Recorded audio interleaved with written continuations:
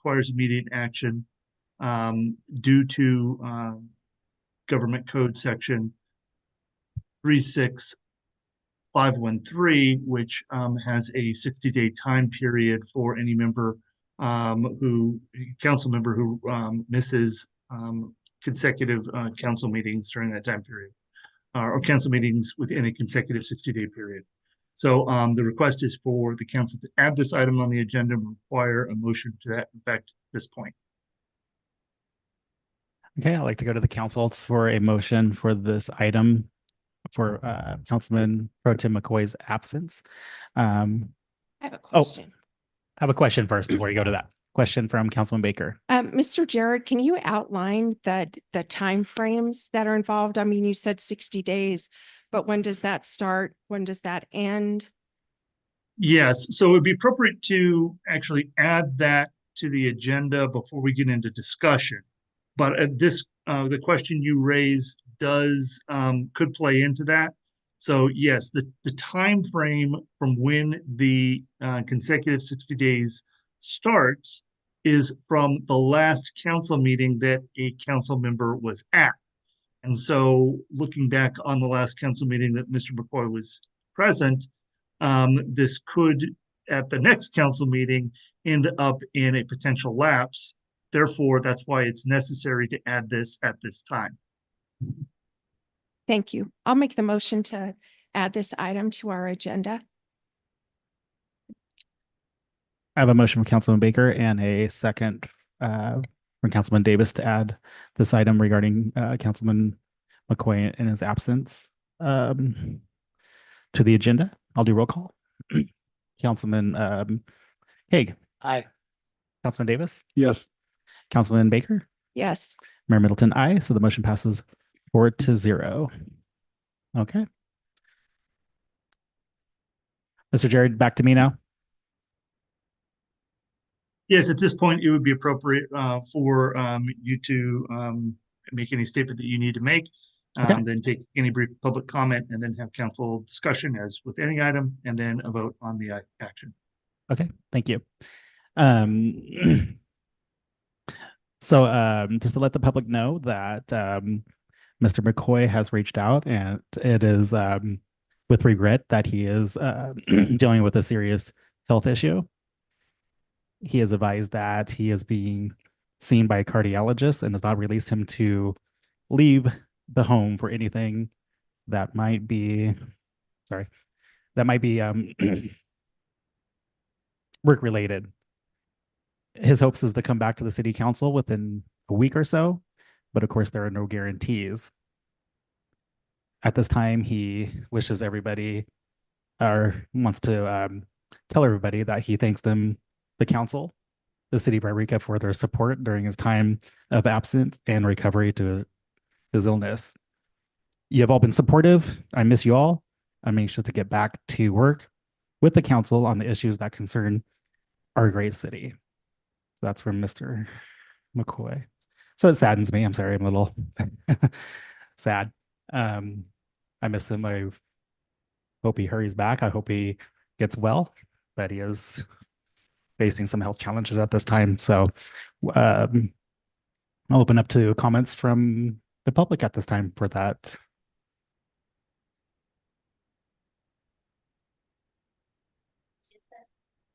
Just this, yeah. Since it was placed at the last minute. Okay. Councilman comments, and then as we discussed, I think Mr. McCoy's absence of the duration, correct, Mr. Jared? Yes, at this point, you could discuss any time that you would like to place on that, or however you'd like to handle it. Okay. He's hoping to return next week, as we know. There's no guarantees in life and medical stuff. I would request that we grant Councilman McCoy a granted absent for the rest of 2024 if need be.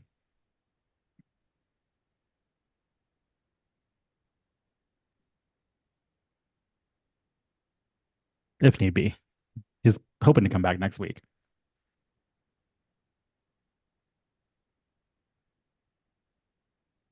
Any comments? Everybody's sitting there in silence.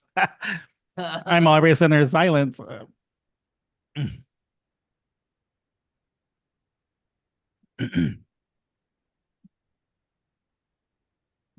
I know it's hard for me to read that too. Sorry. Should be more than I thought it was going to be.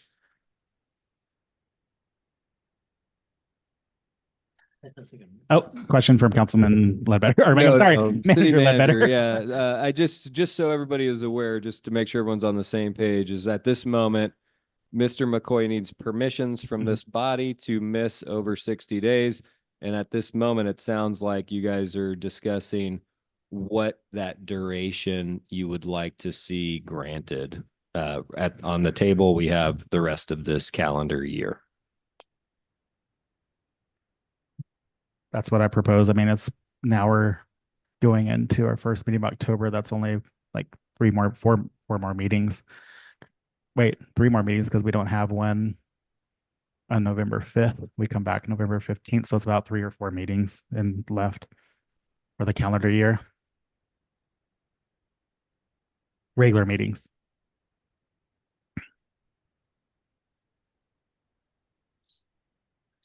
Mr. Mayor, when does the 60 days start? And when does it end? Are we past the 60 days? Next week, I believe. Can you restate that, Mr. Jared, for Councilman Davis?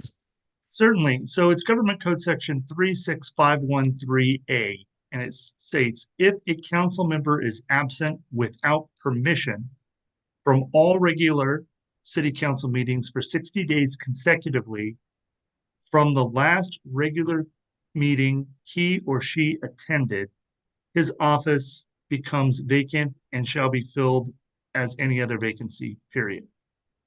So reading of this is that it's all about regular council meetings. From the last regular council meeting that the council member attended, 60 days consecutively thereafter, if that member has missed all regular council meetings from the one after the last one they attended. And so what we have here was Mr. McCoy missing a meeting. I believe that his last meeting was it August 17th? Was that the date that identified? I believe, yeah, it was the last meeting in August that Mr. McCoy was here for. It would have been August 20th, I believe. And so then 60 days from that date, then puts it as October 19th. And so next council meeting, October 15th, although that falls within that 60-day period, he knows he will not be attending that. And therefore, going after that time frame, or believes he will not be attending that, going after that time frame jeopardizes him missing this window in which to ask for your permission to miss these council meetings within that 60-day period. Everybody got that? Okay.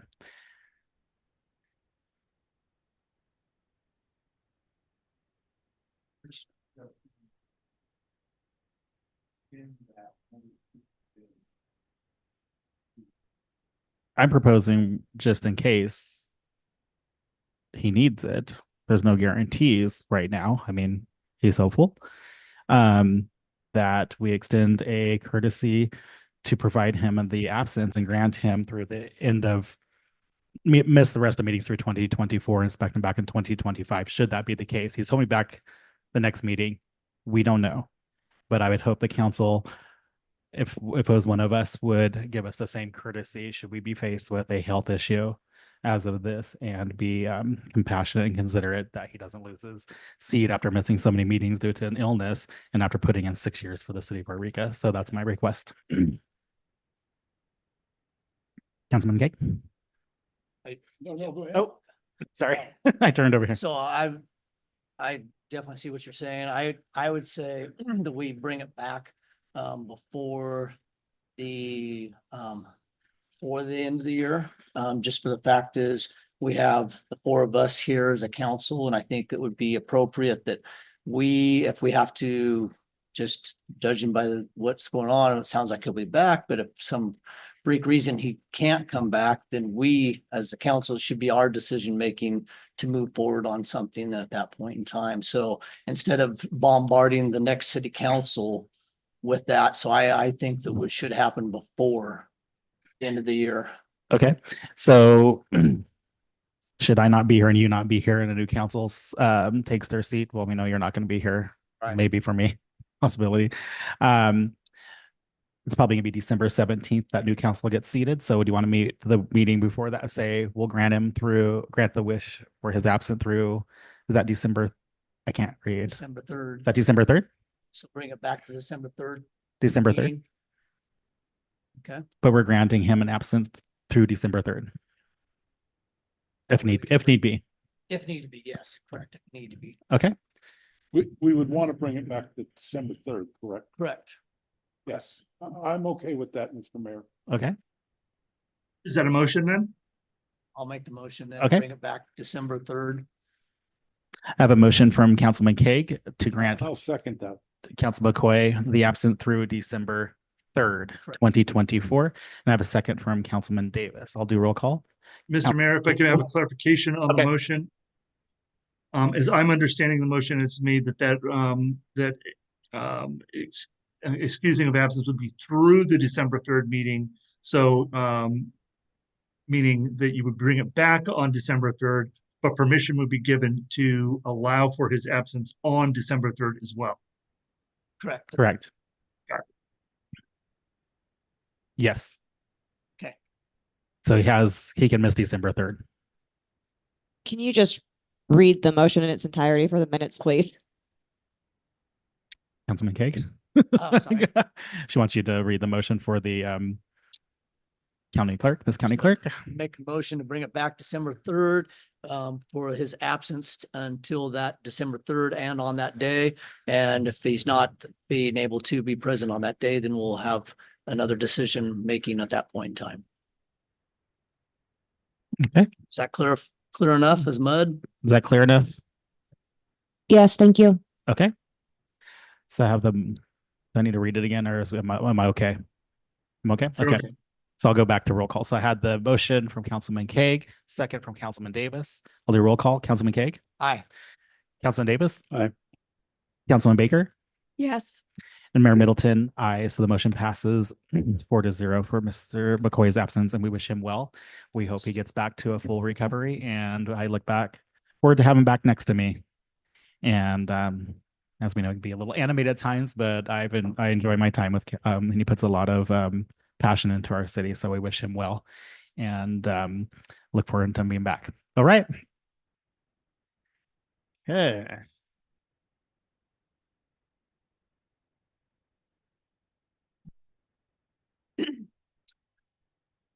My computer's about to die. So public comment. Public participation is welcomed and invited to all city council meetings. This time is set aside for residents to address the city on matters listed on the consent agenda, as well as other items not included on the regular agenda. If your comments concern an item noted on the regular agenda, please address the council when this item is open for public comment. The city requests that persons addressing the city council refrain from making personal, slanderous, profane, or disruptive remarks.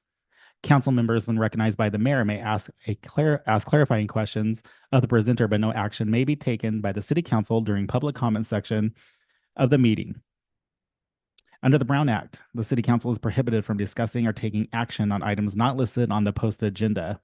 This time is set aside for residents to address the city council on matters listed on the consent agenda, as well as other items not included on the agenda. If your comments concern an item listed under the public hearing or new business section of the agenda, please address the council when that item is open for public comment. Please speak into the microphone, the podium, electronically, just up and down to accommodate the speaker. Please state your name for the record prior to providing your comments. Please address the council as a whole. If you have documents to present, please provide a minimum of 7 copies. These become public record. Please limit your remarks to 5 minutes. Since council is unable to take action on issues not on the agenda, your matter may be referred to staff for follow-up or placed on a future agenda. The public comment period is not intended to be a question and answer period or conversations with council or city staff. Do I have a public comment at this time? Come to the podium, state your name, please. Thank you, Mr. Mayor. Good evening, council members. I'm Jan Osborne. I'm a Wairika resident. And I'm speaking to you now because I had planned to speak at the public comment period before the closed session that was dealing with the evaluation of the city manager. But I wasn't able to do that. And I have talked with the mayor and he explained to me how that happened.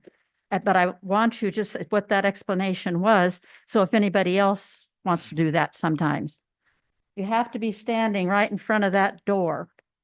Or you won't know that they've opened the door because they opened the meeting. They close one part of it and then open it and then close it. But if you want to make public comments before a closed session, then stand in front of that door. And I've asked the mayor to please put a sign to that effect for people. And I've asked if I may make those comments now. And my comments have to do with an email that I sent to most of you, those who I couldn't reach by phone. I sent an email about the evaluation and what my thoughts are on the evaluation procedure. As a citizen of Wairika, I have an expectation of all of you, all the city council members and employees, that they will treat the citizens with the highest level of professionalism. So I am requesting that in your evaluation period, you apply the same high standard of professionalism to the general or the city manager that you have exhibited to me in our many varied discussions, very professional. And I would like to see that something that's in the evaluation for the city manager as well. Thank you. All right. Any other public comment at this time?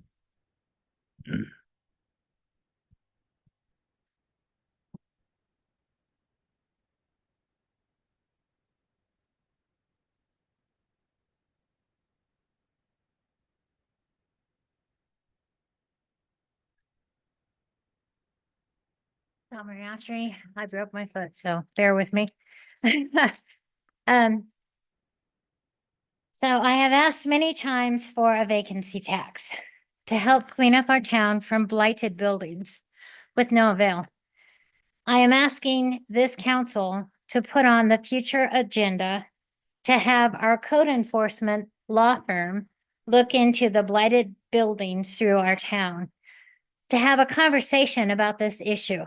Shop Smart, Grandma's Kitchen, or Grandma's House, the Cooley and Pollard True Value Hardware Store, Twin Broadway Theater, Siskiyou Daily News, Committed Tattoo Parlor, and Shasta Terrace Apartment, the burned out unit. Children are playing in it. And any other blighted and abandoned buildings throughout our town, or put a very stiff vacancy tax on these owners to fix and fill these vacant buildings. And to Paul McCoy, I hope you a speedy recovery and God bless. I will pray for you. Yeah. Any other public comment? Lorenzo Love. You have a self-imposed deadline coming up when you're going to criminalize homelessness. We the public has not seen any action on this homeless crisis. Once you criminalize homelessness, it's going to be a disaster for the city. You drive them off public property, where are they going to go? Private property. You're going to cause a mess for the police, a mess for the courts. It's going to be extremely expensive. The public would like to know what the hell is going on with the homelessness. Are you discussing things in private? Or are you just have your head in the sand like you have for years, pretending it'll just go away? We'd like to know. Any other public comment at this time?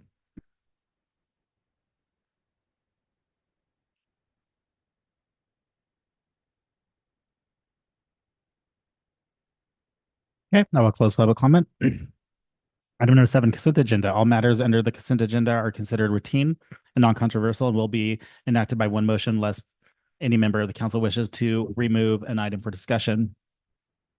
A, approval ratification of payments issued from September 8th, 2024 through September 21st, 2024. Approval of minutes on the regular agenda held September 17th, 2024. C, approval of the minutes of the special meeting held September 24th, 2024. D, approve the appointment of Aaron J. White to the Wairika Volunteer Fire Department. E, approval of the memorandum understanding between Great Northern Services, City of Wairika for implementation of the Community Development Block Grant, Siskiyou County Protein and Produce Program. Recommend City Council action before you is the motion to adopt and consent the agenda. The City Council, the City of Wairika as presented. Mr. Mayor, item E on that memorandum of understanding. Mhm. I don't have any negative feelings about it. Mhm. Can we just kind of talk about that a little bit and have that maybe a separate item? We'll apply item E for discussion. Is that your request? Yes. Okay. Councilman Davis has requested item 7E be pulled for discussion. Is that okay? Everybody in favor? Fine. Okay. So we'll go back to the consent agenda for 7A through D. I'll make a motion to approve consent agenda 7A, B, C, and D as presented. I have a motion from Councilman Kaeg for below 7A, D, C, D on the consent agenda. I'll second the motion. Second from Councilman Baker. I'll do roll call. Councilman Kaeg, Aye. Councilman Davis, I'm Councilman Baker, Yes. and I am Mayor Middleton. Motion passes 4-0 for items 7A through D. So we'll go back to item 7E for discussion. This is the approval of the memorandum of understanding between the Great Northern Services, City of Wairika, for implementation of the Community Development Block Grant, Siskiyou County Protein and Produce Program. So Mr. Leber is going to get up there and speak to us about the program, or do you want to hear Councilman Davison's questions first about the program? Mr. Davis and I spoke before the meeting. I think it would make sense for me just to read the staff memo so that everybody was on the same page. And if that's okay, Mr. Thank you. Mayor. So Thank you. Perfectly fine. thank you, Mr. Mayor, Wairika City Council. This is Jason Ledbetter, the city manager. So ultimately, the Protein and Produce Program, or PNP, is funded by the Community Development Block Grant Program, which is housing and community development with the state of California. The program directly benefits low to moderate income residents in Siskiyou County. Great Northern Services will be responsible for the administering and implementation of this program. So they're a nonprofit that helps cities go after grants similar to this, very similar to the Resource Center. The program will provide fresh and frozen protein and produce to 11 distribution sites throughout Siskiyou County. So it's not specific to the city of Wairika. The city of Wairika has no formal obligation to participate in any way. We did not go after the grant. This is the county and Great Northern Services going after this grant. The request and reasoning for the memorandum of understanding is to provide education to the city council and public that this program will be rolling out in the city of Wairika And if for some reason the council objects to this program, if they could do so now, then ultimately Great Northern Services would not provide this opportunity within the city of Wairika. The staff has determined this is a great program for our community and will help in lowering food insecurity for our citizens. There's absolutely no financial impact whatsoever to the city. We have no involvement at all other than signing a memorandum of understanding that really just tells you guys what the program is all about. But I am here to also answer questions. Thank you, Mr. Ledbetter. I have no questions. Any other council members have questions? No, thank you. Mr. Ledbetter and I have spoke earlier today about this program, and he basically said the same thing. It sounds like a really good program, and I want to support it, but I wanted to support it by itself. So Okay. that's the reason. And Oh. I think it's good for all of us. You know, I read it and it was great. So, All right. so I move with we accept that. Item 7E. Is that a motion? Oh, sorry, you'll have to go out to I'm sorry. public Yeah, comment. I was Yeah. all. Oh, yeah, I thinking about forgot. public Got ahead comment. of Yeah, myself. wait, you're jumping ahead. Public comment. Okay, no public comment. 7E, approval of memorandum of understanding between the Great Northern Services, the city of Wairika, and the implementation of the Community Development Block Grant for Siskiyou County Protein and Produce Program. So, Mr. Davis, your motion to approve 7E. Yes, I move that we accept item 7E. Okay, I have a motion to approve item 7E from Councilman Davis. Second it. Go ahead. I'll second it.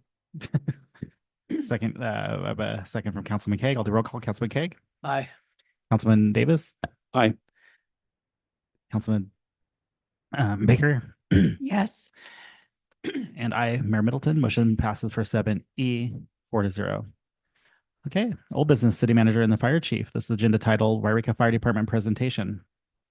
This is no action needed presentation. Is for discussion only at tonight. So, welcome, Chief Lemus or Mr. Ledbetter. Yeah, if you don't mind, Mr. Mayor, Wairika City Council, Chief Lemos and I are gonna tackle this one together. I'd like to read the staff report, and then Chief Lemos will start into the slideshow, and then there's a few slides that I'll go over.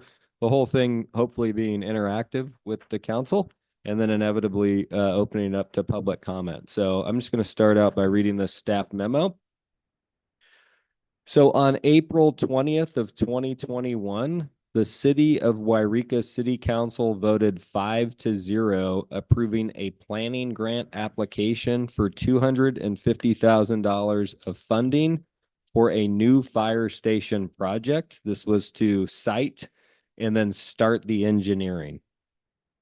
On October 4th of 2022, the city of Wairika City Council voted 5-0 to create a fire department ad hoc committee. The fire ad hoc consisted of 2 Wairika City Council members, Mayor Pro Tem McCoy and Council Member Kaeg. The city manager, assistant city manager at the time, Retta Hogan, current Wairika Fire Department staff and volunteers, as well as prior volunteers, participation from the State of California Office of Emergency Services, CAL FIRE, South Wairika Fire, Montague Fire, Caduck Emergency Staff, and Siskiyou County Supervisor Ogren all participated in all or the majority of the ad hoc meetings. Perspectives from Fairchild Medical staff and Madrone Hospice staff were also considered and discussed. The feedback from the ad hoc meetings were to add paid fire staff to the Wairika Volunteer Fire Department. To mitigate the pressure and burnout on volunteer staff, the idea to add paid staff to limit the need to have volunteer response on medical calls was made a priority by the ad hoc committee. The ad hoc committee also recommends a new fire hall in order to accommodate the needs of the city. The current facility is built in 2 phases, the 1930s and an addition in the 1960s. The facility has many historical issues in relation to structure stability, as well as the standard limitations from the eras the phases were constructed. meaning the building code was met at that time, but the building code is substantially different now in 2024 than it was in the 1930s or the 1960s. So on September 5th of 2023, the city of Wairika City Council voted 4-0. Davis was absent to contract with Nichols, Melberg, and Rosetto, commonly referred to around here as NMR, for architecture, engineering, and construction management services for the Wairika Volunteer Fire Department new fire station project in an amount not to exceed just over $1 million. About $455,000 of these dollars was for phase 1 design fee. About $418,000 were for construction documents. About $244,000 for construction administration. Construction administration happens when you actually have a funded project and you're going to break ground.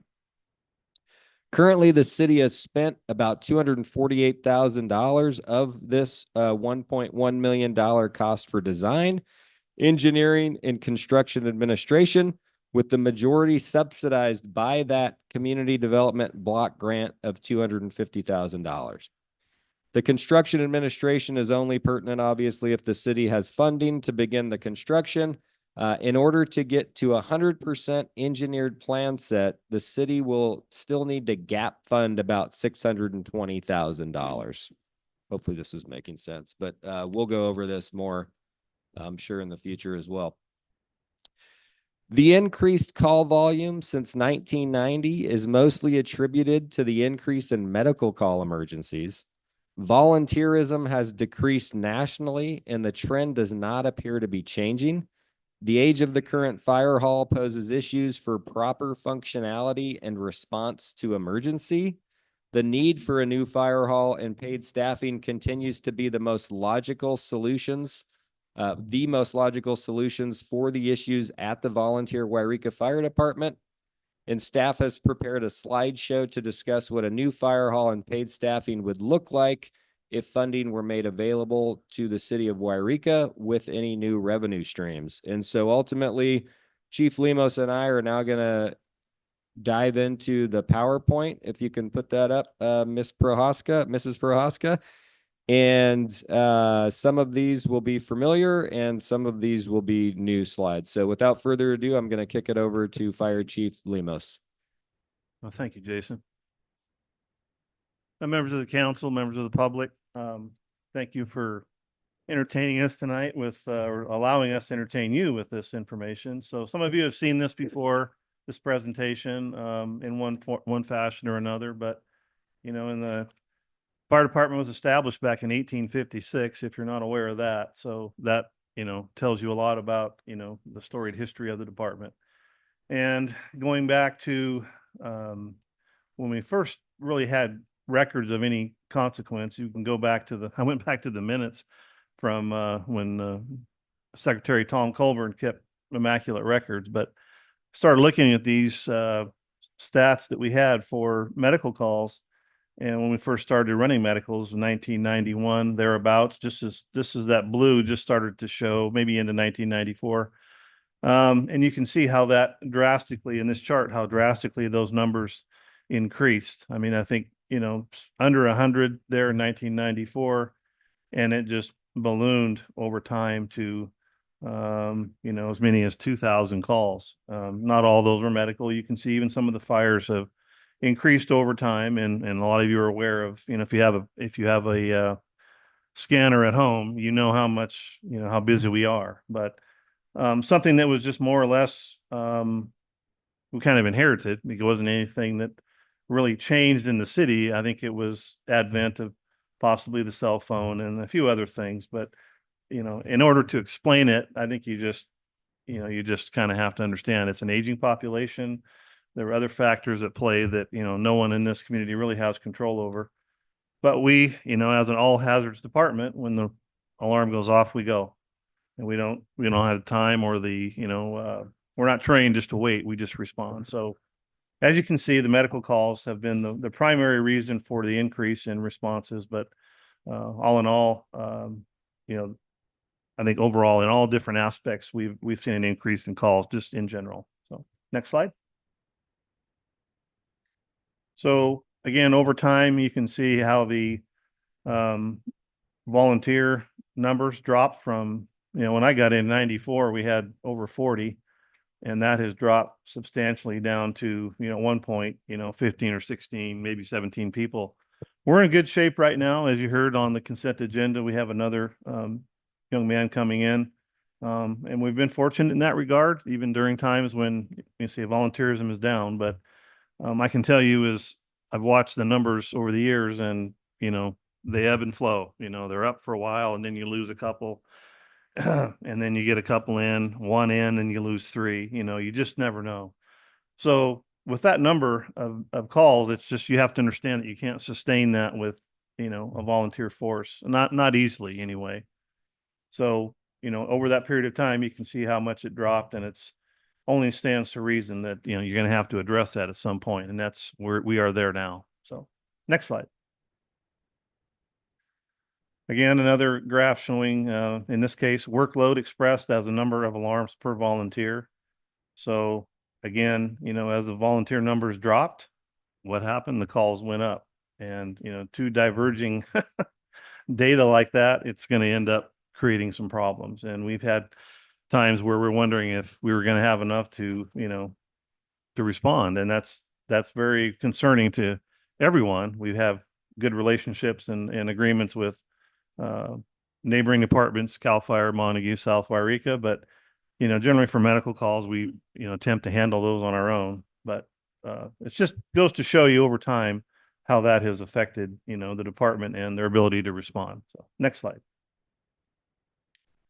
And I think the reality, as you say, there is much different. In this slide here, it basically shows you those yellow bar graphs there that those are actual calls by actual individuals. And so in 2022, we had 2,025 alarms, and one individual ran those 1,118 calls. It still, to this day, still baffles my mind to think that that firefighter was that dedicated, that busy, and had the time to do that, and is still with us, hasn't quit because he got burned out. So that's even more shocking to me. But in addition, there were other folks that ran, 952, 944, 659 calls. These are people that are not, go home and watch TV. They're all busy, have other jobs. They're busy individuals, and I know them. They stay active, and so how they were able to make that many calls is like I say, a testament to their dedication. Not to say that the other members didn't do anything either, but those folks that ran the calls had the ability and the desire to do it, and thank God we have them. But one or two of those, which now one of those individuals has retired from the department, Mr. Tim Pope, so he's no longer running those calls. Somebody else, next man up, next woman up, next firefighter up, has to step in and fill that gap, and that's sometimes where you run into problems with making sure that someone's there to answer the call. We've been fortunate that we've been able to do that. I can't say for certain in the future that will be the case, because it's just human nature. Life gets in the way when you're making plans to do other things. So as a volunteer, it can be difficult to spend time with your family. Things just come up. So next slide. As you all know, training is very important for our line of work.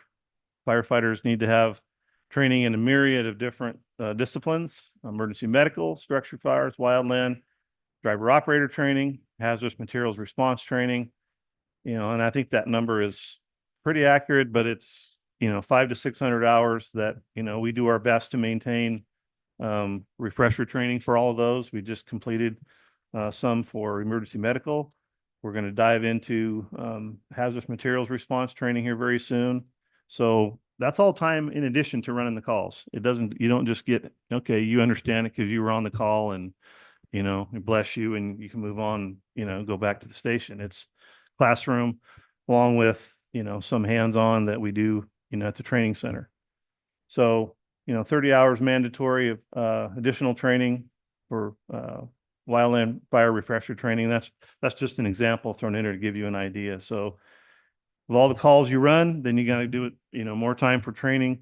And sometimes, quite honestly, that prevents people from actually filling out an application once they learn of all the time that's required. So, and then like I said, they already have a 40-hour plus work week. And those are when the folks that we've had in the past that have retired due to work, they come and say, Chief, I just can't do this anymore. I'm never here. And, they're going through a tough decision process because they want to volunteer, but it's just not in the cards. So you have to honor their wishes and, let them go, and hopefully you can recruit someone else. Next slide. And in 2022, when we did this, these presentations, or using that data, we did these presentations. So it's still accurate to this day. This is just a heat map showing in blue there where the medical calls basically occur. And it's, it's spread out throughout the city, the residential area, pretty much all through town and into the east, what do you call it? Well, it's the Camel Tract and the Carew housing. You can see it on the bottom right there. So it's pretty well evenly spread out. We do get calls everywhere. And one thing I was going to say too is, and Assistant Chief Losselot can back me up on this, is that we get a tremendous amount of calls while we're already on another call. We double up, triple up sometimes. We get 3-4 calls in a row sometimes. And it's like, that'll get your attention. And so some of those that you see in there, in that heat map, it's been going on for a while, but it seems like it's becoming more and more of an issue to where, it really tests your ability to respond. And we do have to call on other departments to do that. But, that's a lot. That's a lot to deal with for a volunteer department. So next slide. Okay. Lay station. So this is our fire station that you saw there. It's kind of covered up there, but you can see the apparatus on that first picture there. You can see the style of the building. It's, the left side of it there was in 1930s. The first 3 engine bays on the eastern part of the building. And then we have the other 3 bays to the west of that were all 1960s era that they added on to. We have experienced sinkholes from an old mining shaft. Created some issues there, had to get a structural engineer involved to address the issue and mitigate the hazard. We didn't have anything that the whole station didn't fall into a hole, thank God, but it created some expensive repairs. A broken water main also created another where we found another sinkhole or a cistern. We're not quite sure, and that was another issue that kind of made us wake up a little bit and pay attention for, the future of, having an essential services building in that condition is, very concerning. So as you all see what's going on in the Southeast right now from a hurricane, if we had, terrible fire, flood, things of that nature of natural disaster, our building has to be able to withstand that so we can respond and help people. So if we're not able to do that, it's a problem. Other issues, no exhaust capture system for the apparatus. We do have inline filters on the rigs, but you can see by the color of the walls in the building that, it doesn't catch at all. Single pane windows, not a very energy efficient building. I can attest to that as I'm doing paperwork in the wintertime. The wind blows through the window, and even though I got a good layer of insulation, it gets pretty cold. No sprinkler system, another concern. We have had some close calls with electrical fires, not recently. It's all been mitigated, but that is a concern of mine. Insufficient equipment storage. The crews do a great job in being able to keep things where they need to go, but we're definitely cramped for space. Minimal space for modern apparatus. It's been stated that we have to let the air out of the tires. That's not true. But when we do put chains on the ladder truck, it is difficult sometimes when there's snow and ice built up on the apron to get that apparatus out the door. We have to really watch it and make sure it's plowed consistently during a snowstorm. Typical lifespan for a fire station, which I mentioned the term earlier, essential services building, 50 years. We're well beyond that at, probably 80 or 90 years now. So moving close to 100. And of course, it's non-ADA compliant. When I was hired in 2020 as a full-time chief, since that time, we haven't addressed it, but there's no real way for the public to, if they don't have my phone number, there's no way for them to let me know that they're down at the door and want to come in and ask questions or, that type of thing. It's not really conducive for for an office type setting. So all things that we need to address. Next slide. Just a picture of the sinkhole created by the water main break. And the guys got in and cut a section of it out so we could find out where the leak was and address it. Made a pretty good mess there for a few days. So next slide. And here's the backhoe after they saw cut the concrete, getting the piece of the concrete out of there so they could pump it out and put some backfill in there, some gravel, fix the water leak, put the gravel back in and compact it and seal it back up with the 6 inches of concrete. So it disrupted our operations for a short time, but we're fortunate that it wasn't worse than that, where things started, disappearing. So next slide. So this is interesting. A lot of people don't know this. So through the process when we were, I think it's important that this is in here at an appropriate time. There was a question as to whether the proposed sales tax measure be a special tax or a general tax. So a lot of questions came up within the department. And so I put it to them, and during a regularly scheduled training meeting, at the conclusion, we took a vote. And the firefighters unanimously decided for a general tax. So that is why we are where we are. And to me, nothing speaks louder than for the people that are actually doing the work, responding to the citizens' request for service, that we need this sooner rather than later. They know that from Measure H, those that were here then and those that have heard the stories, it took 3 tries. And that's time we don't have in my mind. So we discussed it thoroughly, answered, questions internally to make sure that everyone understood, the implications of both. And we ended up with the general tax. And I just want to make that clear. Next slide.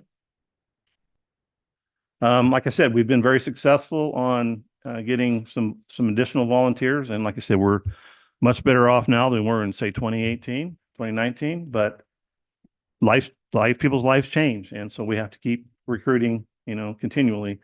And what you see there is Klamath River Engine Company #2, and back in, I guess, 1888, possibly. Yeah, April 5th of 88. So as you can see, things have changed dramatically. So that's all I have. Jason. Yeah, next slide, Cindy. Thank you. And you can just jump on to the next one. So just to reiterate kind of what was in the staff report, we came to city council and we created a fire ad hoc that was formed with local experts and, for medical response and fire safety. We had Councilmember Keg, we had Mayor Pro Tem McCoy, we had myself, we had Retta Hogan, who was the assistant city manager at the time. We had volunteers, we had staff, we had past and present volunteers. Chief Gilman was there with some officers at multiple meetings. State OES, we had Cal Fire, South Wairika Fire, Montague Fire, Caduck Emergency Preparedness staff, Siskiyou County Supervisor Ogren was there, and on a very specified meeting, we included Madrone Hospice staff and also Fairchild medical administrative staff to deal with some things that Chief Lemos has been working on with a number of other agencies for many years, which is kind of the recurring folks that are calling that may need to be moved or exercised into deeper care, and working with the county, working with Madrone, and working with Fairchild. It was important that we got their perspective ultimately. Next slide. So the reason that we talk about the ad hoc is because recommendations came out of that. This isn't just Chief Lemos and I met one day over coffee and decided we wanted a new fire hall and paid fire staff. Okay, we sat down with these experts that are in this field locally at state agencies, at other local agencies, past volunteers, current volunteers, and they told us what they thought the solutions were. And the solutions, I'm just going to focus on the top two: paid staff and a new fire hall. The paid staff, ultimately, obviously, for fire response, but really to deal with that increased medical call load.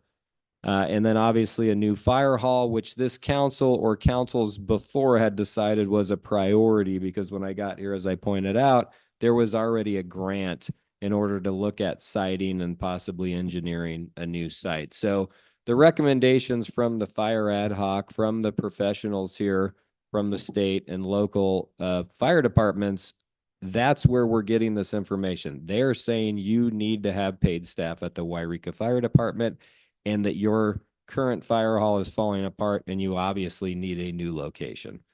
Next slide. So with that information, we wanted to kind of just synthesize that into a statement, our problem statement. So then we could talk about what the solutions were. And so here's the problem statement. I'll just read it again. Emergency calls have increased by a factor of 15. Medical calls make up over 80% of the Wairika Volunteer Fire Department response. Since 1990, calls for service have increased from just over 100 to over 2,000. And since 1990, volunteers have decreased from over 41 to below 22. And I know a lot of people talk about the good old days, and it sounds like the good old days were pretty good, if I'm being honest with you, because there was no email, there was no cell phone. So work was a lot different here when you worked for the government, that is for certain. But through this process, I had an interesting idea came to me, and I thought, when was 911 created? You know, and kind of going back, I think most people have heard the really disgusting and heinous story on why it was created based off of an incident in New York City. But when was it completed? When was every location in the state of California, when were you available to call 911? And I was shocked that in the state of California, that was completed in 1986. And so when you think about that, and then you look at the trend line, well, it makes sense, right? We were solving a problem. Life was easier in the past because we did not show up. The fire department did not show up for a medical call, but ultimately 911 got rolled out, it was completed, and now we're seeing over time it just becomes normal that you want to call someone under an emergency. It's not something that you're going to take care of yourself. So I thought that factoid was kind of interesting, quite frankly, that this state didn't officially roll out 911 completely until 1986. They started in the late 70s, but it was not completed until 86. Next slide. So with this problem statement, with this ad hoc, you know, we came back to Chief Lemos and some other folks with the fire department and asked, all right, well, what does paid staff look like? What does the federal standard look like for the city of Wairika? What should we aim for long term? Because we're designing a fire hall at the moment. What does the plan look like in 20 years? And so this organizational chart is the ideal federal standard as to what we should technically have. And you'll notice on the right-hand side that I've circled the paramedics and the EMTs. Next slide, please. The reason that I have them circled is because we then went through and we started to cost out these positions based off of that idealistic organizational chart. And before I could even include anybody in that circle, we were already at $4.6 million.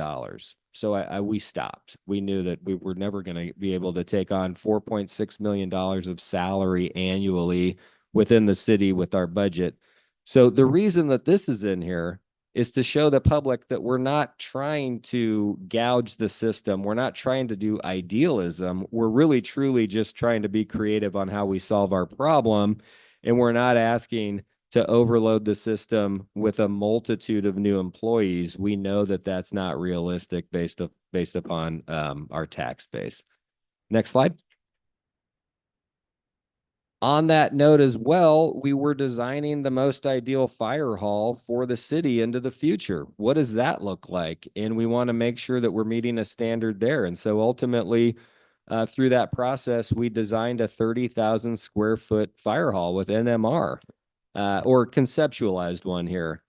And it turns out, working with NMR, that the cost of a new fire hall in the state of California, the going rate is $1,000 per square foot, meaning that this design was $30 million. So we knew immediately that we've over-designed this for a realistic solution for the city of Wairika. Next slide. But we did know that if we're lucky enough to build a new fire hall, we're going to debt service it, similar to how we debt service the police department. We're going to take a loan out. And ideally, we're going to take a USDA loan out, but we can't guarantee that's going to happen. But if we are lucky enough to get a USDA loan, that means we're looking at a rate probably close to 3.875 and a 40-year term, which is really important. And so we went to our bond counsel, Cameron Wiest, and we said, hey, run two different scenarios here on a $15 million loan and a $23 million loan, and tell us what that looks like to pay that back over 40 years on a 3.875 interest rate. And so you can see on the left-hand side that for a $15 million build out, you're looking at about $750,000 annual payment on your, in quotations here, mortgage. And if you're looking at a $23 million build, well, you're looking at about 1.1 million annual payout on the same 40-year 3.875. And so we believe that we're really somewhere in between there, that those seem like manageable annual payments. And so we went back to the drawing board with NMR to really kind of to bring this project into a more appropriate square footage. Next slide. And so I think there's confusion too on how municipalities generally make money. If you're a county in the state of California, you're collecting mostly property tax. If you're a city, you're collecting mostly sales tax ultimately. And so on a sales tax initiative, really for the city, if you look at the history on a 1%, you're somewhere in between 2.4 and 2.9 if you're going back a few years. And if you're trying to make that same amount of money on a property assessment, you're now all of a sudden, you're not taxing people just driving through the community. You're not taxing folks that get our service that are living in Hawkinsville. You're not taxing folks that get our service hypothetically in Montague or South Wairika on agreement.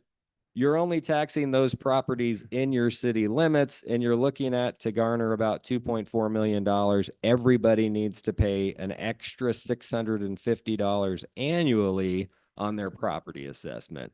And so right off the bat, that seems very high and unrealistic ultimately. You can also obviously go for sales tax revenue. You can attempt to do insurance recovery billing. We had talked about that. I had reached out to a multitude of locations, Roseville primarily, and it really turned out that that was not going to garner as much money for the city as we had assumed. I think we were down like in really close to $100,000 is what we could anticipate making. You can staff with grants in a fire department. They're called safer grants, but unfortunately, they start at 100% funded year one, and then they step down.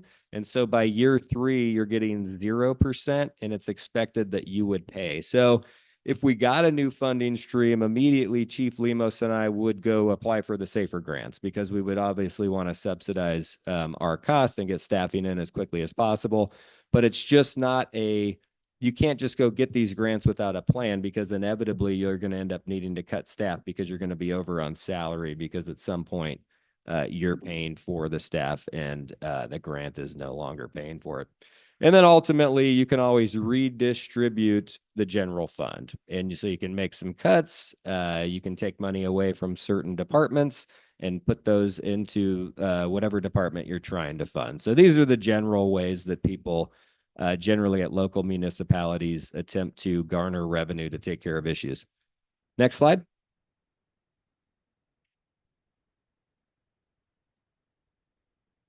So I think I have these two backwards, unfortunately, but we went back, we got more realistic with the staff, with Chief Lemos, and we said, all right, what could we do here differently? We reached out to the city of Anderson to see what they were doing, because they transitioned from volunteers to paid staff. They're kind of a similar size to us, and they're pretty close.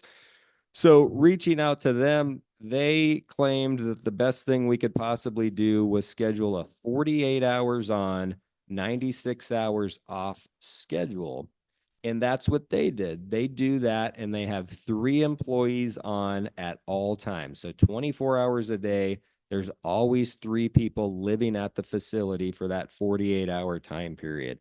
And everybody works the same shift because it really equates to essentially 6 days. So you're always falling backwards. So if you work Saturday, Sunday, you eventually roll back so that you work every single day of the week. So no one would need to request a weekend off because ultimately their rolling schedule would create a weekend, if that makes sense. And so for us, we thought, well, this is a novel idea. How could we utilize this same type of staffing? And we came up with the idea of hiring 6 people, which would cost the city about $900,000 that what we would call top step. So worst case scenario with the whole benefit package.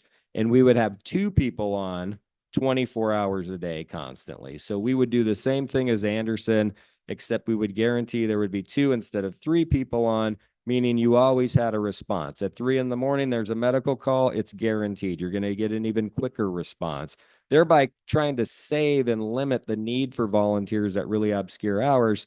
We're always going to need volunteers at the Wairika Fire Department. We want the volunteers, but we want to maximize them so they can also enjoy a living standard to go enjoy time off so that they're not constantly being inundated with the requirement to come in and volunteer. Next slide. So we went from that very gigantic org chart down to a very synthesized org chart. And so we have like an assistant chief right under Fire Chief Lemos. We think that we could possibly fund that with a new funding stream, maybe in between year 3 and 5. But what we're looking at are the 6 positions just underneath that. We're calling them fire captain and fire engineer. And so these 6 positions would be the major additions where you would always have 2 of them on at all times. Next slide.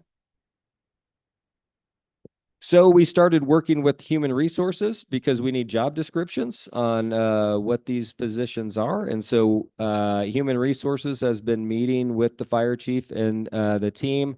We're going to meet tomorrow. We meet every 2 weeks on Wednesdays and kind of start fleshing out, okay, if we do end up getting revenue and we are moving forward, how are we going to make sure that we're moving forward in a very timely fashion? And so that's how human resources is involved.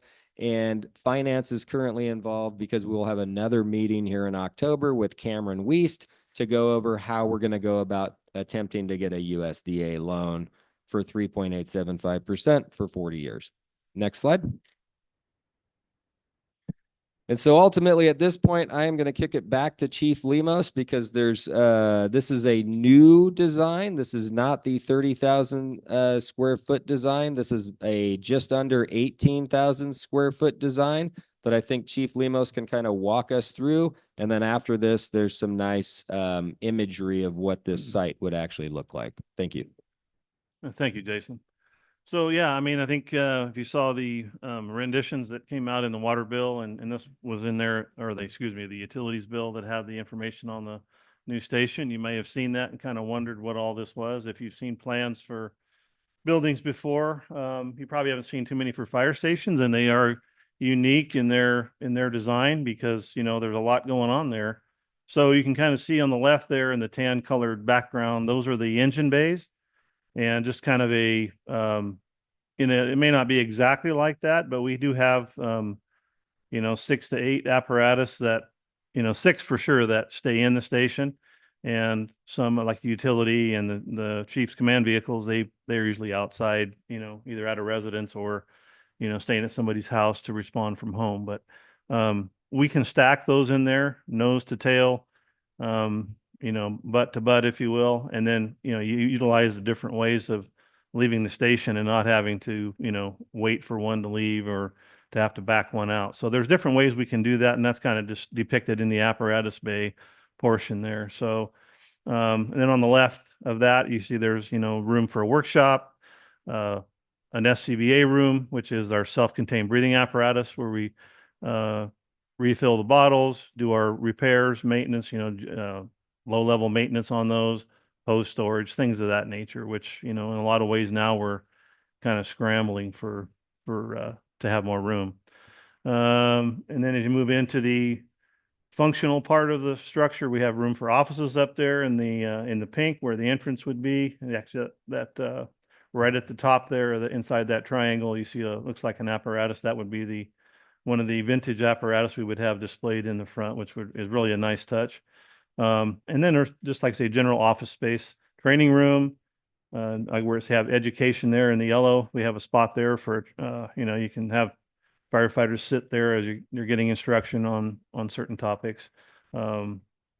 Fitness, we have a weight room, break room, changing room. One thing I'll say that a lot of people aren't aware of, generally speaking, is some new cancer guidelines or trying to think now the right term for it, but turnout gear and decontamination room. So that is something that is fairly new for new facility, new fire halls.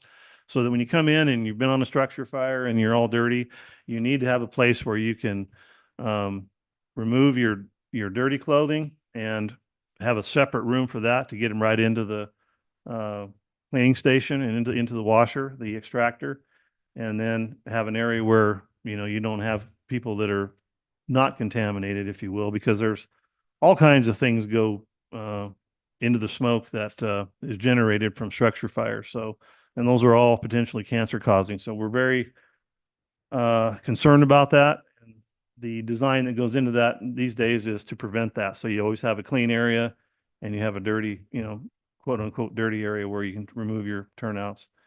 So that's a very new to the fire service, more or less. Some of the newer ones, I think, in Southern Oregon have that as well. So this just gives you an idea, just a general overview of what the facility would look like from a floor plan standpoint. And if you go to the next, and also we have bunker rooms down at the bottom there for 6 people. So those that are going to be hopefully someday housed in the building full time will have a place to sleep with all the normal accommodations that you would expect. Next slide. So this kind of gives on the right, you can kind of see a general overview from up above. And then on the left is kind of the rear view of kind of how the building would look from the backside. So we have room for apparatus, cleaning, maintenance, recomping hose, that type of thing in the back there, which I got to say, these computer renditions are really lifelike. They're, as you see in some of the slides coming up, it looks just like somebody took a picture and put it in there. But anyway, I thought these were really well done. Next slide. So, and this is the view from the front.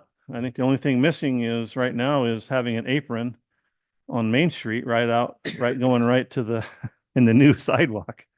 So for those of you that don't know, is it safe to say where? Yeah, absolutely. It's just there's no guarantees. Yeah, no guarantees, but our proposed location that I've looked at, I've been talking with the gentleman for 8 years since I took over as volunteer chief. Going to use the facility for training. One thing led to another, and we've been speaking ever since about possibly building a station there, and that would be the Shop Smart location. And we would decommission that building, tear it down, and build our site there. That's the plan if everything goes the way we'd like it to go, if we're successful. So anyway, yeah, it's a beautiful architectural design. I think it fits. And when I first saw it, I had a feeling we might have to have a lot of changes. The floor plan has had some, but just the general look of it, if it can come out looking like that, I think that would be absolutely fantastic. So I hope you all feel the same way, but I think it fits the architecture of the community. It's not obtrusive.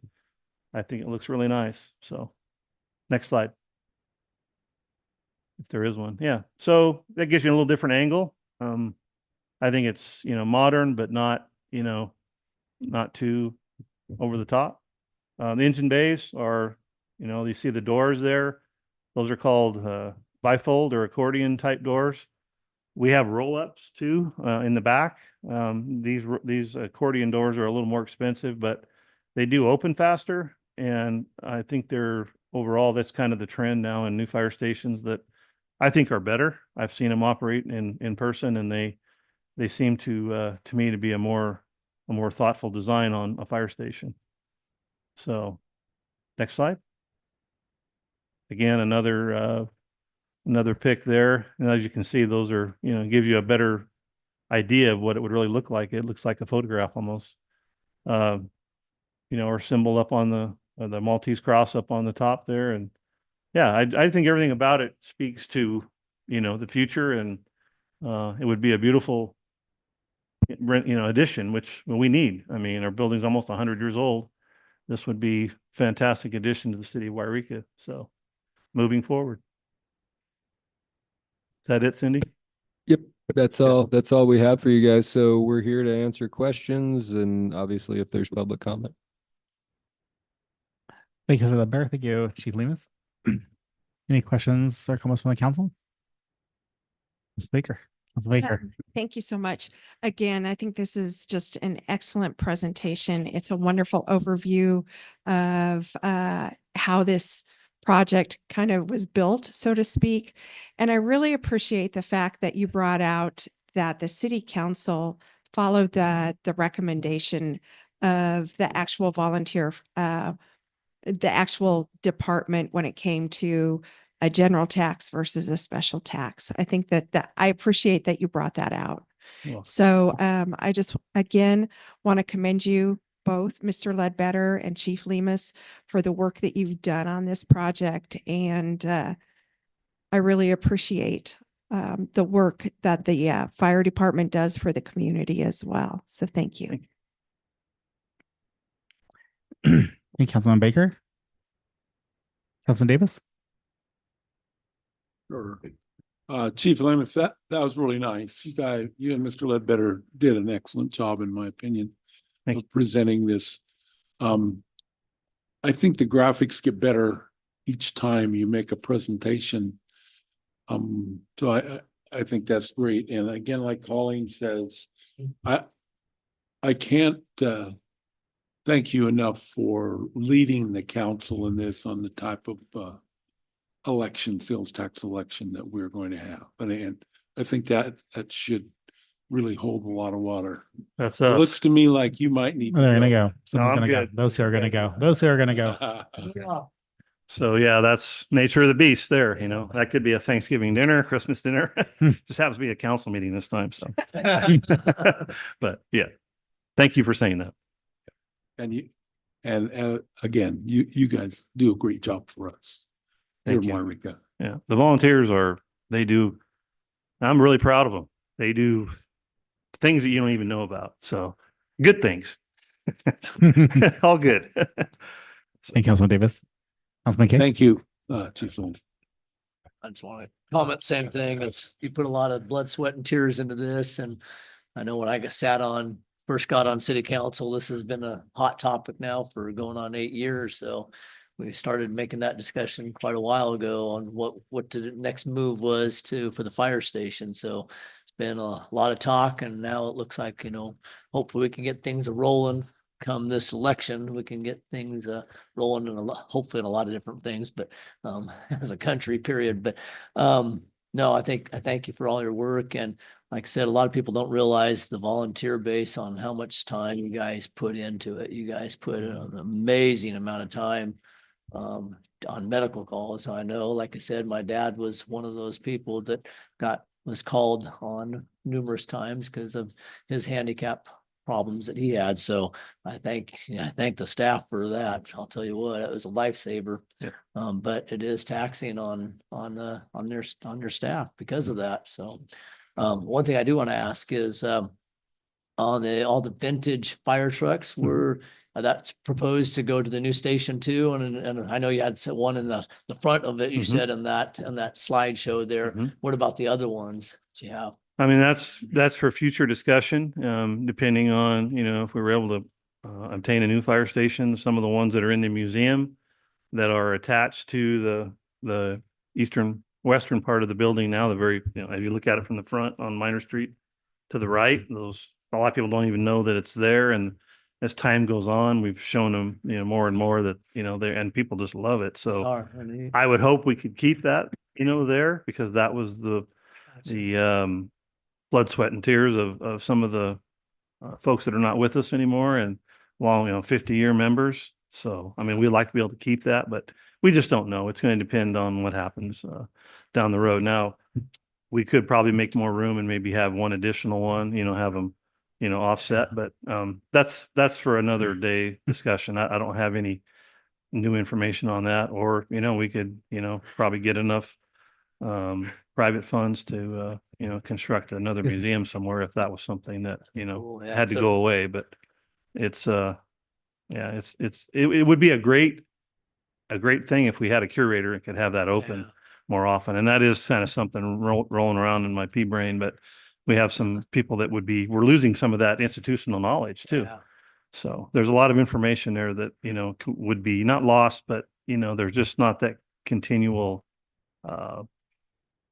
repetition and discussion about, the history. And so Carl Varick is who I'm referring to. He'd be a great curator. He's been there for longer than me. So, and there's others in the community that would be able to do it, but Well, I think it's a good question. And that's Valuable something. part of our history, Wairika, obviously, since it was established. So, back in the 1880s, it was. 1856 was reorganized, I 1856 was the think. first Yeah. part, yeah. So it's like, that's part, we got to keep it live, keep it going. Yeah. That's part of our heritage. There are not very many fire museums out there, and I think No. one of ours is one of the better ones, I'm It sure. is. Yeah, that I've been to. Yeah, it's a neat setup. I really love it. Yeah. Thank you. Thank you, Councilman Keg. Sorry, you're writing something down. All right. I don't think I have any questions. Mr. Lemus, or Chief Lemus, I will just piggyback on what the other council members have said. I've grew up with several friends, as Mr. Lemus knows, that when we go to the dinners or go to the fire hall, I look at the picture and it makes me sad because a lot of them are no longer with us and they left. Some have left too soon. But it's never easy. But to see 40 volunteers at the heyday in that picture, and most of them were my friends' dads that dedicated their time. They are, I'm being honest. And some of them not there not here anymore. It's sad that the volunteerism has lowered, but that's with every organization in Siskiyou County. Not to be depressing or anything, but today, when I was out and about, there was I think a union on strike. Their caregivers, and they have one of the signs that it kind of hit me because I'm getting to that age. And it said, "Welcome to Siskiyou County. 55% of the population is over 55 and older." Volunteering is going out. Calls are going up for medical. A lot of transition. So it's sad, but the fate now with our fire department, it's just the reality. It's going to fall into the laps of the voters, or into the hands, I should say, or you can still go to the voter booth, which some do still. But thank you for all your hard work. Thank you, Mr. Ledbetter. Thank you for everybody who committed their time to be on the ad hoc committee for the fire department and the direction it needs to be. So you've done a great presentation. I think it's out there. And I'm frightened for the future of our fire department. I really am. What lies ahead? If that call is going to be made for medical, are they going to be able to show up with their volunteers decide, I've had enough, I'm burnt out, there's 5 of us, whatever, what have you. Or if your house catches on fire, are we going to wait for Montague to get here for 9 minutes, 10 minutes, or what have you, to the city of Eureka to get to your house? So it concerns me as a citizen, as the mayor of Eureka currently, and as a council member, to be in the situation where we are of uncertainty. But I thank you for your leadership, everybody who volunteers, and this council sitting, and the council before I sat with, for moving forward. And thank you so much. Well, with that, I will go to public comment or questions for either our city manager or our chief Lemus on our fire department.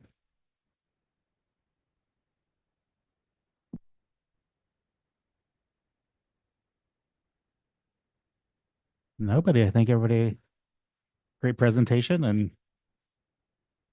But I guess if any citizen wants to reach out to any of us, reach out to our chief. He's available for questions or comments. So they're here. So thank you. I'll close public comment. Thank you, guys. All right. So we have no new business. Now we're moving on to item 11, city manager staff reports. Thank you, Mr. Mayor, Wairika City Council. So just a brief report here on 9/23/24. I had a great opportunity with council members Baker and Davis to tour the Rogue Retreat. So we were, I think, as exhilarated as a couple other council members are at what the services provided up there, the organization that they have up there, and just to hear the story and to hear the growing pains and how they've accomplished so much. I think they service 450 to 500 homeless individuals in Southern Oregon. So pretty incredible, quite frankly. On 9/26, I met the new superintendent of the elementary schools here in Wairika. And then based off of Great Northern Services getting on our agenda here with the P&P document, talk to them as well. And I'm looking to see if we can't get a joint project with the elementary schools in order to maybe rectify through the CDBG grants that we normally come to you guys with in the summertime. Just exploring opportunities maybe where we can alleviate some of the poverty or income deficiencies of some of the students that are across the street here. I'm not sure how that would look, but I have another meeting with that superintendent and we're going to kind of try to game plan some joint projects. We're also talking about the possibility of a parking lot because we share this one currently. On 9/20, I met with the other new superintendent of the high school. So we have a new superintendent over there as well. And we went over the homecoming parade route. And then we also were talking about some desires that he has. Looks like we may be able to do it. We're looking at restriping the parking lot right next to the track because unfortunately, there's too many spaces and there's not enough room. So there's a center aisle that ultimately he would like to see that removed. And our public works director understands why. It makes it a nightmare to try to get out of there, unfortunately. But I do wonder, because I know a council member is over there. I live over in that area. And I just do wonder about parking long term. Quite frankly, it seems like these events, especially with the old gym and all the plays that are happening as well, there's not enough parking. Or there's enough street parking, I should say. I also just wanted to touch base on this catastrophic hurricane with what I would anticipate being a rising death toll, quite frankly. And I want to advocate for the public to get involved with our city safety element and the local hazard mitigation plan. I know that we have advertised and we will be advertising that. And then also to engage the county, to engage state OES on just what preparation looks like, because I heard it over and over and over again, and rightfully so, quite frankly. No one would have ever expected this up in a mountain town to have basically a flood during a hurricane of this epic proportion. But these are the types of 100-year events that we're talking about planning for. And so I think it is a good opportunity for everybody to understand that more than likely fire is going to get even more dangerous than it already is. And so engaging us and talking to us about what preparedness looks like will also help us understand what the community needs from us. So I just advocate to please come and engage. I also wanted to just touch base on the fact that this morning we woke up to the entire Eastern Seaboard on strike. So the dock workers, at least they were this morning. I doubt that they've rectified that. What does this mean? Well, this means that obviously the supply chain disturbances are more than likely back, and that ultimately we should be looking at our own future labor negotiations as continued labor negotiations and strikes happen around the country.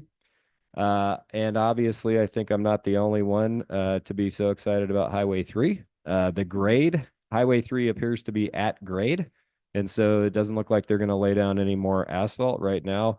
They're adding asphalt to the side streets to be conformed. And I saw striping and beacon crosswalks had already started. So we're getting very, very close to the end of this project, believe it or not. And then finally, Lola will be in Montague on Wednesday, October 9th at 5 p.m.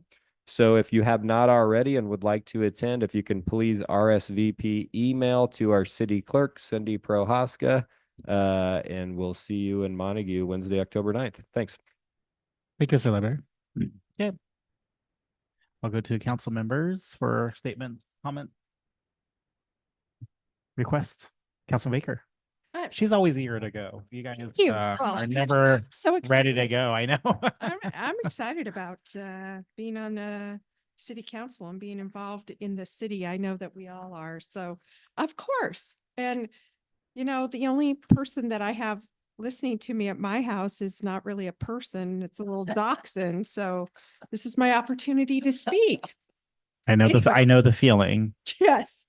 Yeah. but not a dachshund, to a big one and a medium, but Yeah. Yeah. So as Mr. Ledbetter shared, Councilman Davis and I, and Mr. Ledbetter, we did have the opportunity to tour the Rogue Retreat in Medford, and it was pretty impressive, to say the least. And one of the things that I was really struck with was how all of the stakeholders in that community have come together to work together. And it's an extremely comprehensive program. I think that they said that they had 56% success rate. I'm thinking that that was the number they said. Maybe it was a little bit higher, but they defined success as somebody who's actually continuing to work some type of program or gaining employment. They're working at bettering their lives. And I thought that was really just pretty impressive.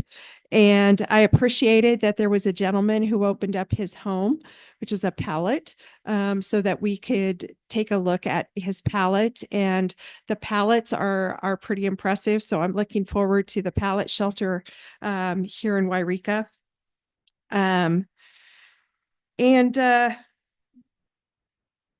On September 23rd, I also attended the C2C meeting, and C2C is the Collier Information and Interpretive Center. We run the kiosk, we're JPA, and we run the kiosk at Collier Rest Area to provide tourist information to the close to 1 million visitors at Collier's on an annual basis. And Collier Rest Area has been closed by Caltrans. They have no plan to reopen it at this time.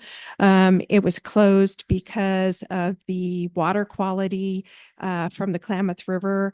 That the state uses water from the Klamath River for their irrigation system and also for their restrooms up at Collier. And those filtration systems have been ruined due to the poor quality of the water that's coming out of the Klamath River right now. That's just the premier rest area in California. And I know I've taken my family up there just for picnics because it's so beautiful. In addition to that, C2C has been working on a project for an interpretive walk along the Klamath River. They've been working on that for a number of years. I've only sat on that JPA for just since I took office. So I'm the newbie. I'm the new kid on the block there. But all of that work now is just kind of up in the air. Caltrans has given the JPA the authority to go in and put up the signs. We just don't know if they're going to be able to be appreciated by everybody. And I personally, personal feelings here, I'm really upset that Caltrans, who appears to be a totally independent entity with the state of California, opted to close that rest area without much prior notification. And I attended the LTC meeting, the Local Transportation Commission meeting, virtually on September 25th, specifically to hear the representative from Caltrans talk about the closure. And when he was asked about plans to reopen it, it was just kind of silent. I just don't think that's right. That's an area that has just been so pristine and such a nice entry place from Oregon or leaving California that really, I think, represents just the beauty of our area. And so I took it upon myself as a private citizen to reach out to our state senator, our assembly person, as well as our congressman, because they're involved. His office is involved because of the Klamath, the dam removal project. And I have to say that I was not encouraged by any of the information that I heard. But my message is, our state and federal representatives are available to us, and they like to hear from their constituents. Just because they didn't have the answers that I wanted last week doesn't mean that they won't be working towards some answers for us. And I'll get off my soapbox about that. But I'm disappointed. It makes me sad when I travel up and down I-5 now and see that rest area is closed. And with that, Mr. Ledbetter, I have a request, and I don't know what this is going to look like when it finally comes to council, but I was so impressed, as you know, with the Rogue Retreat.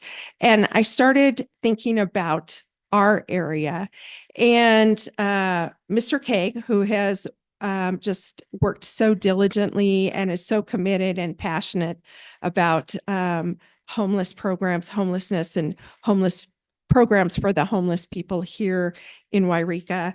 I don't think we express to you our gratitude enough, because we know that you put in a lot of hours, but we also know that you're leaving the council. So I don't know what this is going to look like. So bear with me for just a minute. Sure. But I would like to see the city council come together to either recommend an ad hoc committee be formed, or specific programs that the city is working on. And I had mentioned an idea last week about limiting, no panhandling. And I don't even know if that's legal, but I think that there's a lot of things that Wairika can be doing outside of the county. I mean, just little things. I just feel like we don't have a really comprehensive plan on how to deal with specific situations. In addition to that, do we have a plan from the county? Have we received a plan from the county about warming shelters? And so I would like that looked into. So I don't know. I wish I could be more articulate, but I think we just kind of need to be looking at a plan for Wairika, and not necessarily stepping on county toes or state toes, but, how are we going to deal with unique situations within the city of Wairika with regard to the homelessness? So with that, I will leave that to you to work your magic and come up with something. Yeah, so it sounds like at a future meeting, we'll have a homeless item or an item dedicated to that topic, unhoused homeless. And we'll discuss at that point the possibility of the formation of an ad hoc committee and what that oversight of that ad hoc committee would look like, the term of that. It's also important to put an end date on those things. And if you're open to, I can't guarantee that it'll be here next meeting, but at some point here in the next couple months, we'll get it on the agenda. Thank you. Thank you, Councilman Baker. And finally, I would just like to wish Council Member McCoy a quick and speedy recovery, and we miss him. So, thank you. Great, thank you. Well, I think Councilman Keg knows because I went to bat with him for him a couple times on him being dismissed by some people before of his dedication to the homeless, and maybe he'll come back after he leaves here and be on the ad hoc committee to help, because you can't take away 8 years of everything he's done here. And people don't realize, and whether it be one or two people are going to take these seats up here, they don't realize the time he's put in. It's not just coming here one Tuesday or Tuesday a month. He's been spending countless hours every week, days off, weekends, advocating for the homeless, other meetings, traveling to Oregon, seeing what they have in place. So these are big shoes to fill. And I don't know who, whoever maybe take my seat or is going to take his seat, or anybody sitting here is going to take his place, because he's put in countless hours. And I just can't imagine him gone, because he's advocated for me, helped me, educated me tremendously. Oh my gosh. And so he's going to, it's not goodbye yet, and I don't want to get emotional because I'm already emotional from Mr. McCoy. So I'm emotional. Sorry, I'm an emotional person. Sometimes I'm being honorary, sometimes too. I got a little bit of both on my family side. So anyways, you're right, Councilman Baker. We don't give him enough credit, and I just want everybody to know it's just not sitting here 2 times. We all go to different meetings, different committees, but the committees he's been on for the unhoused population and, fighting for them, but also fighting for our citizens to have their rights regarding, the unhoused population has been just tremendous. So I echo Councilman Baker's thoughts to you. Councilman Davis. Thank you, Mayor Middleton. I want to thank Colleen for the Collier Rest Area report. That was very informative to me. I didn't realize it was a water quality situation that shut the door. Well, that's good that you are on that committee. You'll get them rattled up a little.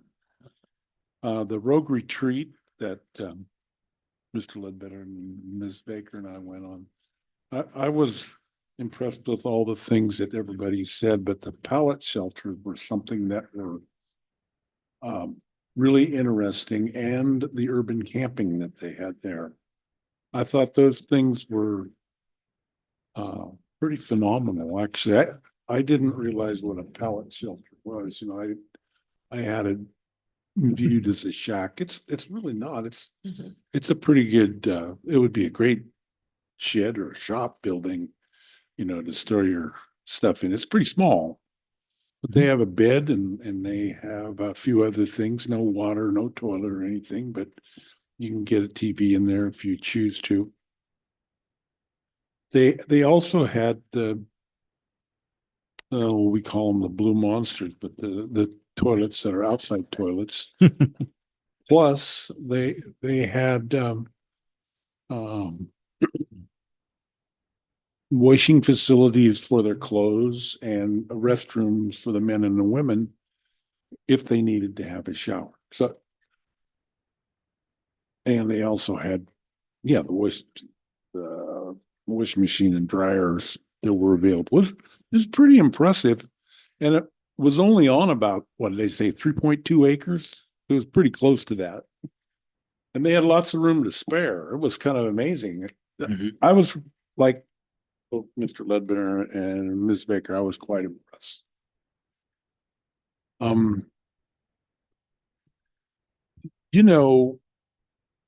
You talked about the highway that's going through Highway 3 through Wairika. There's a 40-mile-an-hour sign down there by Shasta Valley Chainsaw and HFR Power Sports. Can you believe that? And it says 30 everywhere else. I know. You can go for a little bit at 30, but then you can pick it up to 40. Then you got to go back down to 30 and get down the road. Pretty interesting. Yeah. It's been that way for a while. At the Fire Safe Council, there's a note they plan on getting the Outson Road project going. And the weather's not right, of course, but it's coming soon. Also, the Forest Service will be doing some burning in the Humbug area.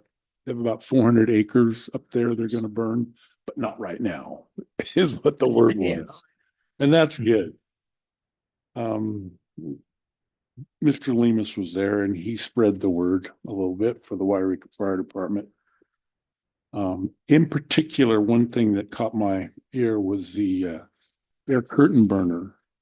They're getting that started and staffed and up and running. I think that's going to be really good for, burning within the city of Wairika or around the city of Wairika. So more power to you, Chief. Also, there's a mitigation plan in thought for Wairika.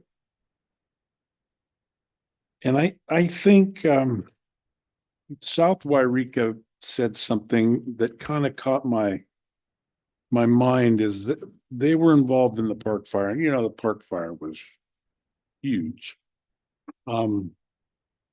They had a water tender that they had on that fire.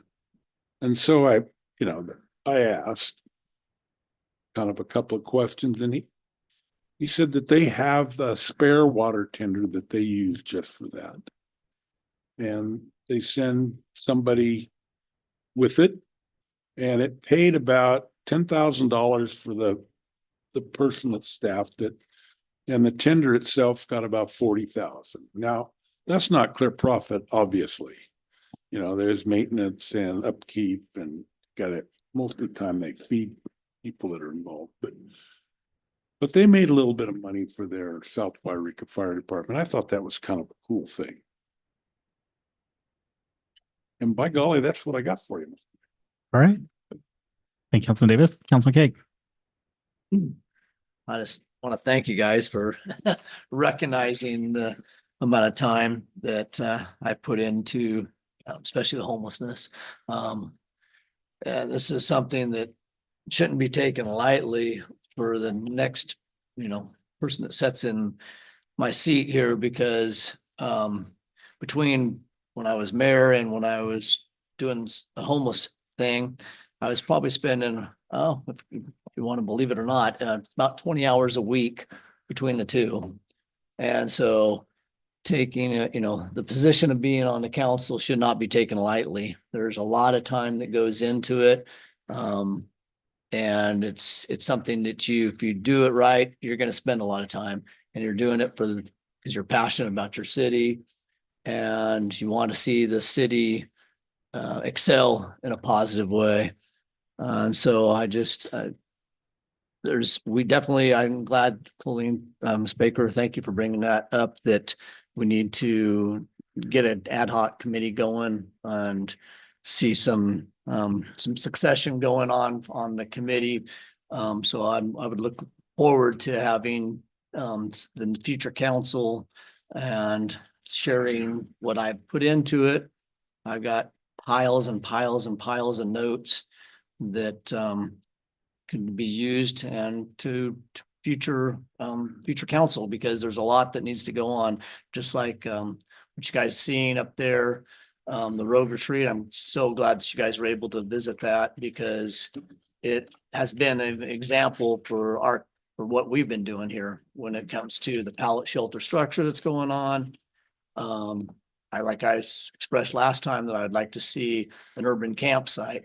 And with an urban campsite, like I also expressed, that it needs to be a place that's secured, regulated, just like the road retreat is.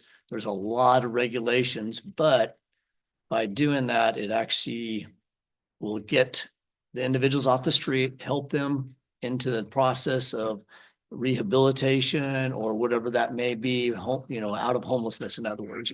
So there's a lot of avenues that those helps those individuals to get off the streets, and emphasizes their good points and gets them onto a path of recovery of some sort. So yeah, there's a lot that needs to be talked about, and I'm glad you brought that up, because I was going to bring it up anyways tonight, that we need to push forward because it's not only that I'm chair of the COC, which is Continuum of Care, which we have a meeting tomorrow. So anybody wants to attend, it's 1:30 at Behavioral Health. It's open to the public.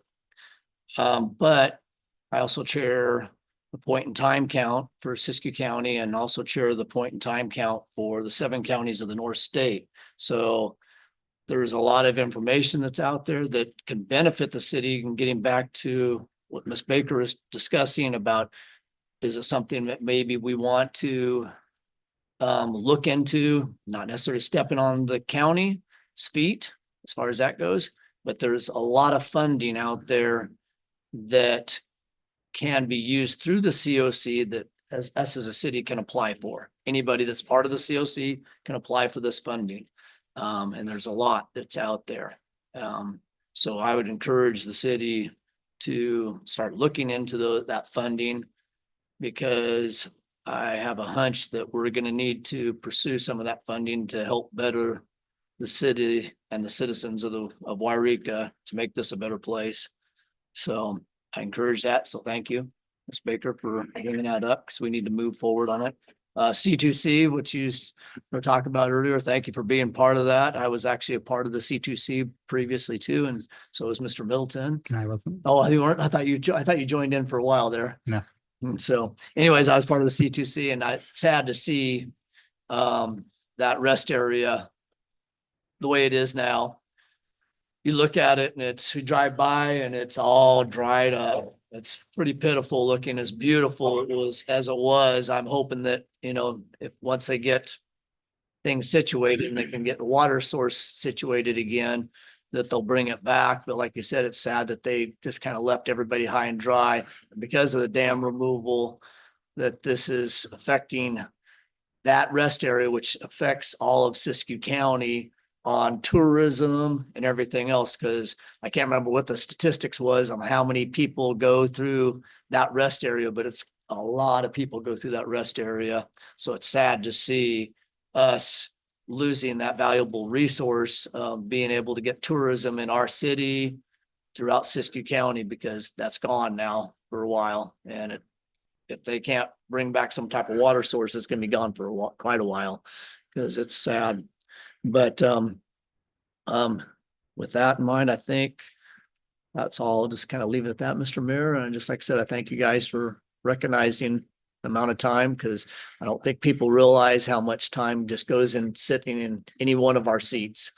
Not just, me because of homelessness. Yeah, I kind of drew the straw, if you want to call it the short end, the long end of the straw, whatever you want to call it, when I picked that one back quite a few years ago to be involved in. And it's been quite the venture, to quite the ride. And every citizen, I know that I get emails on a consistent basis from everybody and on how to fix homelessness. And I can pretty much answer most questions on what city's doing what and how they're handling it and what time they've spent and everything else, and what the numbers are in the state of California and everything else. But like I said, I just want to emphasize to the future council people that there's a lot of time that goes into this position sitting up here. It doesn't matter what ad hoc committee or whatever you're in, there's a lot of time that goes into this, and don't take it lightly, because if you look at it like I do, and I've lost a lot of sleep, you can ask my wife, I've lost lots and lots of sleep over this position, because I don't take it lightly. I make sure that I'm doing the best I can. And I just encourage people that's running to do the same. So thank you for your support on everybody that's been out there and voted for me in the past, and sent me emails and encouraging or discouraging or just complaining. That's okay, because the complaints are all taken. They're all Part of the job. listened to, and they're addressed one way or the other. They may not hear it in the city council meeting, but they're talked about amongst all of us and one way or the other. And hopefully we can get some more and more things fixed in the future. So thank you. He's not leaving yet. No, I got He's got a while. three more meetings. A little while to go. Maybe me too. Might be going with you. Um, thank you. Yeah, my first year I didn't get much sleep either when I took my seat. Imagine that. Yeah, That was a you got turbulent bumped that was for the first that was a year you were turbulent on first the- year here. But anyways, but yeah, don't blink because it goes by fast. I can't believe 4 years have gone by for me and 8 years have gone by for you. And wow, 2 years already for you guys. Crazy. Oh. Time just moves right along. My dad always told me when I was wishing to be 18, wishing to be 21, 25, all those fun ages, be out of the house, drink, rent a car, whatever, he told me, he said, son, wait, he said, be careful what you wish for. He said, the older you get, faster it goes. Boy, was he right. And I always remember him talking to me about that. So I'm going to be really quick. I attended the Siskiyou Cattlewomen Beer and Brew Fest. They invited me to be a judge for the appetizers. That was fun. I was fooled by the dinner, took my dinner home. But yeah, it was a lot of great appetizers, businesses down there. And I ran into Stacy Jackson, who's, I don't think she's the president, but she's on the board, very highly involved. And she said they served over 400 people and our downtown area was packed. Some of the shops were open. Most of the shops were open. People were in buying things. People are supporting the cattlewomen who support scholarships and many organizations. So it was good to see that event down. And she said she really appreciates this council for the support because we got up. A lot of people came up to me and said, thank you for bringing us here. I said, it just wasn't me. It was the rest of the council. And they said, and she acknowledged that it was the council that supported their event. And it was 200 last year, 400 this year, and they're going to go for more next year. So it was great to see. It was great to see. And that's what I think all of us envisioned. Me, when I took my seat here, wanted events downtown, brought several of them back with the support of this council and the council before. And so I hope they just keep on coming. I'm sad to learn of one of our businesses that is going to be closing their doors, a local cafe in town because of an aging building. That just goes to talk about aging building and the aging infrastructure of Wairika. No fault due to theirs. They have an aging kitchen. The landlord is from out of town. They don't have a lease. They're aging people. And I guess I could probably announce it. She told me they've announced it, but it is Nature's Kitchen, but they will keep their vitamin shop and bakeries and coffee open, but the cafe it's aging kitchen. And guy lives down south. It's kind of sad. That building used to be packed in the day. There's no tenants in there. So I hope it's just the sign of the times. A lot of the buildings in Wairika are older. And so this is very sad to hear. It's a very great place. They put a lot of time down there, that family, running it for over the years. That taken, I think, I can't remember how long they've been there, but quite a while.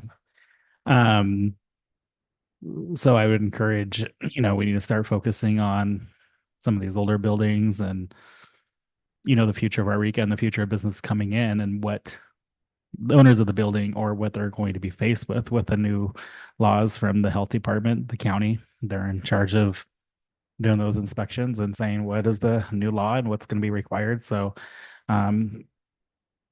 yeah, just saddens me to see them go and any business leave our city for any reason. But anyways, I'm gonna wrap it up. Thank you everybody for coming tonight. And again, I want to wish my pro tem and my sidekick next to me and council member, I wish him a speedy recovery, Paul, if you're listening. And I have talked to him and I wish him speedy recovery and wait for his return. So thank you guys.